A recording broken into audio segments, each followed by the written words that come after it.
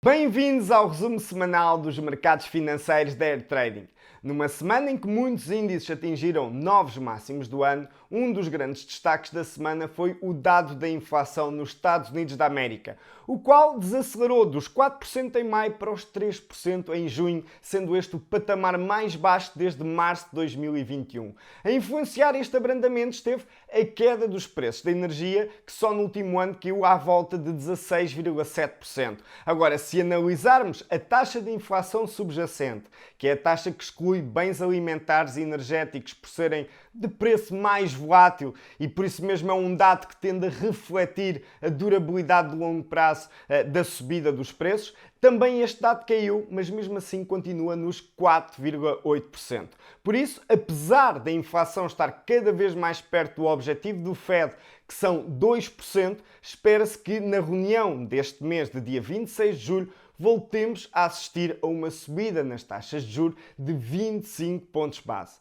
Para além disso, tivemos esta semana dois bancos centrais a anunciar as suas políticas monetárias. No caso do Banco Central da Nova Zelândia, e à imagem daquilo que têm feito outros bancos centrais, este decidiu fazer uma pausa nas subidas das taxas de juros. Enquanto o Banco do Canadá, pela 10ª vez desde janeiro de 2022, subiu as taxas de juros em 0,25% para os 5%, com o objetivo de reduzir ainda mais a inflação, que atualmente se encontra nos 3,4%.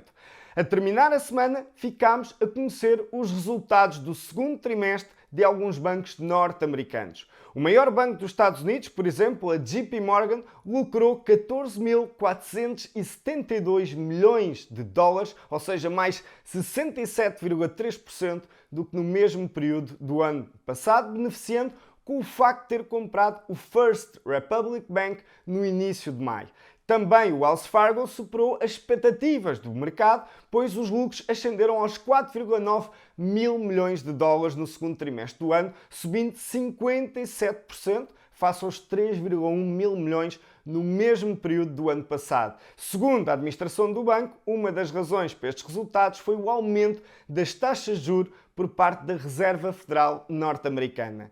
Já para esta semana, daremos seguimento à temporada de apresentação de resultados nos Estados Unidos, com destaque ainda para alguns bancos que irão apresentar os seus resultados do segundo trimestre deste ano, mas também destaque para os resultados de empresas como a Tesla, como a Johnson & Johnson e a própria Netflix. E com base em todos estes dados, vamos agora ver como reagiram os principais ativos até ao fecho do mercado na sexta-feira.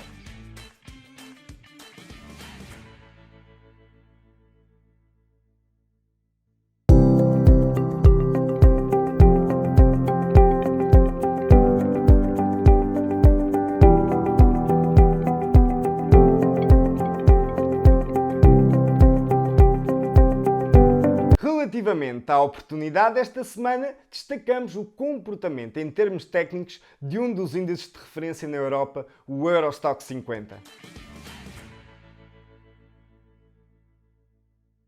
Observando o gráfico em velas diárias do Eurostoxx 50, é possível constatarmos que desde outubro do ano passado demos início a uma recuperação que voltou a colocar os preços deste índice de referência na Europa junto aos máximos históricos. Máximos históricos esses que tinham sido feitos em novembro de 2021. E traçando uma linha horizontal desde os máximos históricos que tinham sido feitos em novembro de 2021, é possível observarmos que desde abril deste ano, sempre que o preço do Eurostoxx se aproxima desta região dos máximos, acaba por sentir pressão vendedora que faz com que o preço recue. Contudo, em nenhum momento para já assistimos a uma inversão de tendência. Aquilo que temos assistido acima de tudo nos últimos meses tem sido uma lateralidade junto aos máximos históricos, onde os máximos funcionam como região de pressão vendedora, inclusive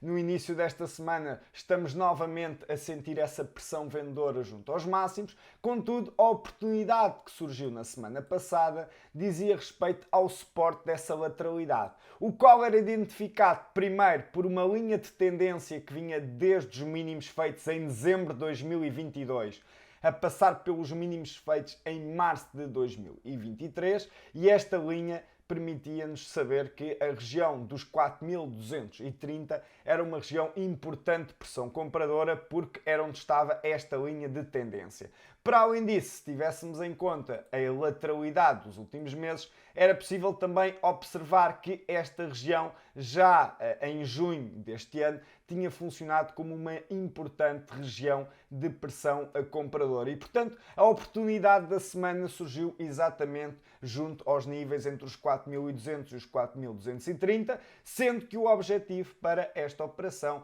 passava por beneficiar de uma subida do preço até à resistência dessa lateralidade, portanto estamos a falar cerca de 4,5%. Caso pretenda conhecer os nossos serviços e perceber de que forma se pode tornar um investidor com ganhos consistentes e sustentáveis, entre em contacto connosco através do nosso WhatsApp ou telefone, ou se preferir, contacte-nos também através de e-mail. Desejo-lhe uma boa semana de trading e até para a semana.